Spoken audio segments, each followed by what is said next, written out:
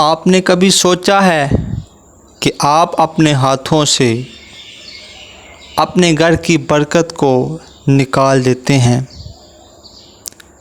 بازار سے خریدی ہوئی چیزیں آپ کے رزق کو ختم کر دیتی ہیں، مٹا دیتی ہیں۔ وہ کون سی چیزیں ہیں پیارے دوستو؟ سوچو تو صحیح، ہم وہ کون سی چیزیں لے کے آتے ہیں گھر میں جس کی وجہ سے ہماری دعائیں قبول نہیں ہوتی، ہماری دعاؤں کو ٹال دیا جاتا ہے، ہماری خوشیوں کو دفن کر دیا جاتا ہے، ہمیں وہ خوشیاں میسر نہیں ہوتی، ہمیں وہ خوشیاں نہیں ملتی جس کے ہم طلبگار ہوتے ہیں۔ آج میں آپ کو ایک بات بتاؤں گا، بات ہے سچی پر ہے کڑوی۔ آپ سن کے حیران ہو جائیں گے، آپ سن کے پریشان ہو جائیں گے کہ یہ وہ چیزیں ہیں جو ہم خود اپنے گھر میں لا کے اپنے رزق کے دروازے کو بند کر دیتے ہیں، اپنی دعاؤں کو قبول نہیں ہم ہونے دیتے۔ آپ کے گھر کی چار دیواری کو بے برکتی میں تبدیل کر دیتی ہیں، آپ کی محبتوں کو دشمنیوں میں تبدیل کر دیتی ہیں، آپ کی دعا قبول نہیں ہوتی، برکت کہاں چلے گی؟ آپ سوچتے ہیں یار میری دعا قبول کیوں نہیں ہو رہی، ہمارے گھر کی برکت کہاں چلی گئی؟ ہم کیا کر رہے ہیں؟ سوچ بچار کرتے ہیں آپ۔ ہمارے بچوں کے چہروں پہ مسکان تھی، ہمارے بچوں کے چہروں کی مسکان بھی آج ختم ہو گئی ہے۔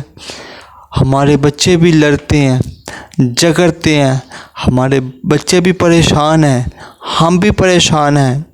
ہم ایک دوسرے کے ساتھ بڑی محبت کرتے تھے، بڑا پیار کرتے تھے، ہم تو ایک دوسرے کے بغیر رہ نہیں سکتے تھے۔ آج ہمیں کیا ہو گیا؟ آج وہی محبت ہماری دشمنی میں چلی گئی ہے۔ پیارے دوستو سوچو تو صحیح، ہم خود اپنے گھر میں اپنے ہی پیسوں سے وہ چیزیں لاتے ہیں، پھر ہمیں پریشانی کا سامنا کرنا پڑتا ہے، پھر ہمیں مشکلیں اٹھانی پڑتی ہیں، پھر ہمیں ذلیل و رسوا ہونا پڑتا ہے۔ تو پھر خدارا اپنے گھر سے یہ نحوستیں نکال دو، خدارا اپنے گھر سے یہ چیزوں کو ختم کر دو۔ اگر آپ خوش ہونا چاہتے ہیں، اپنی زندگی میں خوشیاں لانا چاہتے ہیں تو یہ چیزیں اپنے گھر سے ختم کر دو۔ بسم اللہ الرحمن الرحیم۔ محترم ناظرین، السلام علیکم ورحمۃ اللہ وبرکاتہ۔ میں امید کرتا ہوں کہ آپ تمام دوست اللہ کے فضل، اس کے کرم اور اس کی رحمت کے ساتھ ٹھیک ہوں گے۔ تو آئیے ایک مرتبہ میں اور آپ مل کر پیارے آقا آخری نبی صلی اللہ علیہ وآلہ وسلم کی پاک طیب طاہر بارگاہ میں درود پاک پڑھتے ہیں۔ الصلاۃ والسلام علیکہ یا سیدی یا رسول اللہ وعلی آلک وصحابک یا سیدی یا حبیب اللہ۔ الصلاۃ والسلام علیکہ یا نبی اللہ وعلی آلک وصحابک یا خاتم النبیین۔ آئیے آپ اور میں مل کر دعا کرتے ہیں، اور آپ نے آمین ضرور کہنا ہے۔ ہو سکتا ہے کہ آپ کی آمین نکلے اور کسی کا بیڑا پار ہو جائے، کسی کی زندگی سنور جائے، کسی کی تقدیر بدل جائے، تو آپ نے آمین ضرور کہنا ہے۔ اے مالک و مولا عز و جل، جتنے لوگ بیمار ہیں بیماروں کو شفا عطا فرما۔ اے اللہ جو لوگ بے روزگار ہیں اللہ انہیں رزق حلال عطا فرما۔ یا اللہ جن گھروں میں لڑائیاں ہیں، جھگڑے ہیں، اللہ دور فرما، محبتیں پیدا فرما، خوشیاں اور خوشحالیاں عطا فرما۔ اے رب کریم جو لوگ بے اولاد ہیں اللہ انہیں نیک اور صالح اولاد عطا فرما۔ جن کی اولاد جوان ہے، جن کی بیٹیاں جوان ہیں، اللہ والدین پریشان ہیں رشتوں کے لیے، اے رب کریم ان کے لیے نیک صالح اچھے رشتے عطا فرما۔ اے مالک و مولا عز و جل، جو جس طرح کی نعمتیں چاہتا ہے اللہ اس کے حق میں بہتر فرما کے عطا کر دے۔ اے رب کریم، تو بڑا کریم رب ہے۔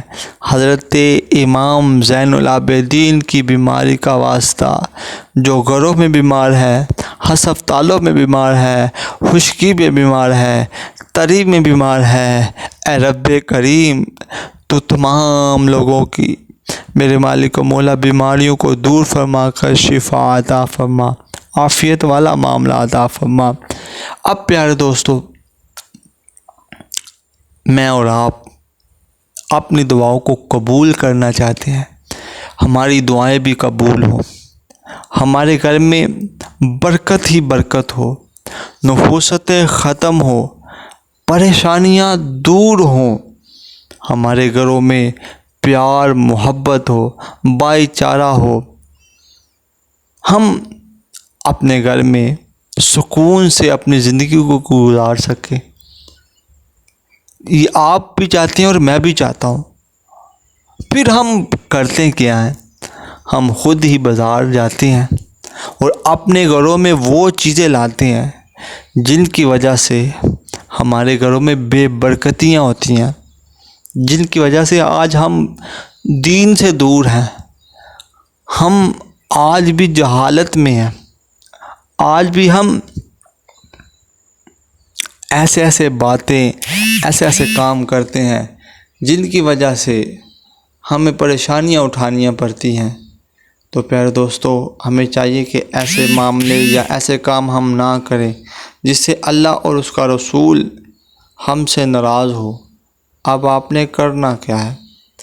آپ نے سب سے پہلے یہ دیکھیں، محرم الحرام آ گیا، اور محرم الحرام کے مہینے میں لوگ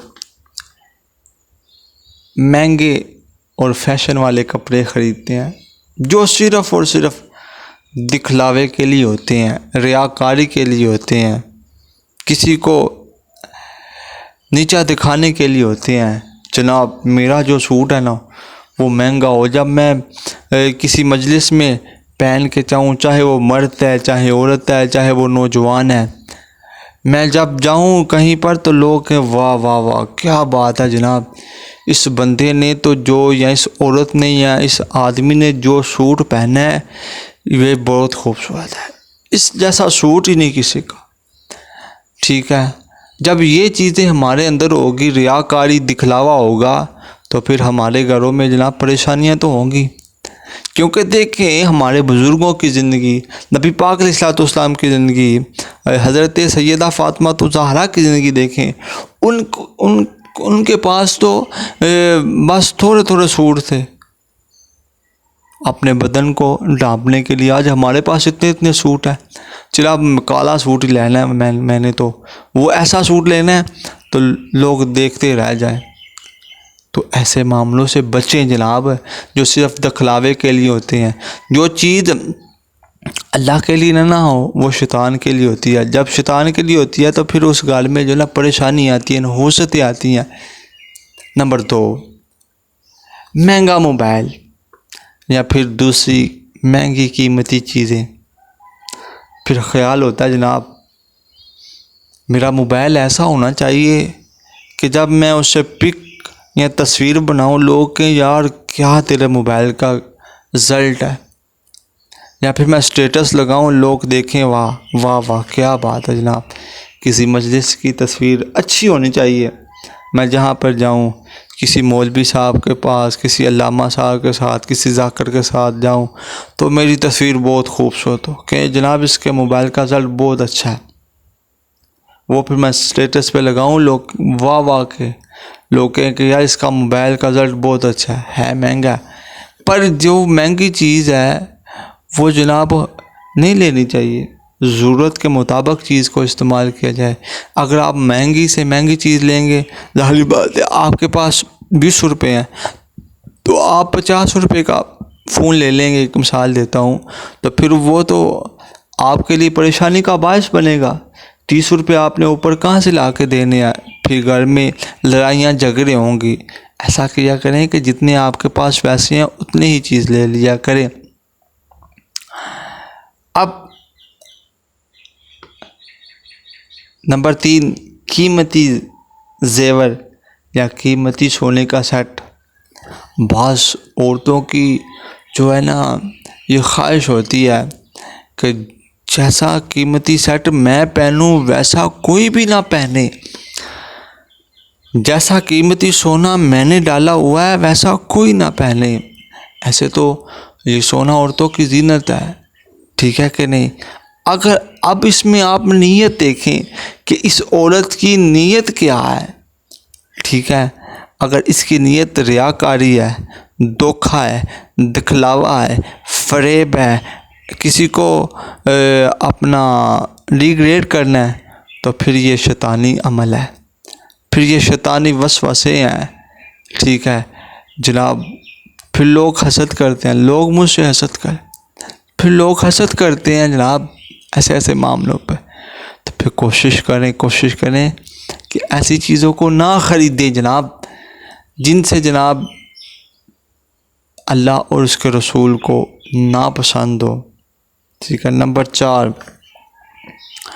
حرام کی کمائی سے خریدا ہوا جناب کوئی بھی چیز ہے، اگر آپ حرام طریقے سے پیسے کما رہے ہیں، حرام طریقے سے آپ کاروبار کر رہے ہیں، کاروبار چلا رہے ہیں، تو جناب یہ بھی نہیں اچھا، یہ بھی اللہ کو ناپسند عمل ہے۔ سود کا پیسہ، جھوٹ کی کمائی، ملاوٹ کا پیسہ، دوسروں کا حق مار کر آپ پیسہ کماتے ہیں نا، تو جناب یہ بھی پیسہ اچھا نہیں ہے۔ سوچیں، یہ گھر میں بے برکتی لاتا ہے، یہ گھر میں نفوستیں لاتا ہے، یہ گھر کی رحمتوں کو دور کرتا ہے۔ پھر ہم کہتے ہیں جناب ہماری محبت دشمنی میں کیسی بدل گئی؟ اور جناب آپ نے جو پیسہ کمایا ہے وہ حلال نہیں ہے، حلال طریقے سے نہیں کمایا، اس وجہ سے یہ سارے معاملے ہو رہے ہیں، آپ کے گھر کی پریشانیاں۔ نمبر 5، قیمتی فرنیچر یا صوفے، پردے۔ جناب میرے گھر کا قیمتی فرنیچر ہو، میرے گھر کی کرسیاں، صوفے، پردے اعلیٰ سے اعلیٰ ہوں، جو لوگ آئیں تو دیکھتے رہ جائیں۔ اگر یہ نیت ہے آپ کی تو پھر اس کی وجہ سے بھی حضرت جی گھر میں جو ہے نا برکت نہیں ہوتی، نفوستیں ڈیرا ڈالتی ہیں، گھر میں رحمتیں نہیں آتی، گھر میں پریشانیاں ہوتی ہیں۔ مومن کی نیت اس کے عمل سے بہتر ہے، حدیث پاک کا مفہوم ہے۔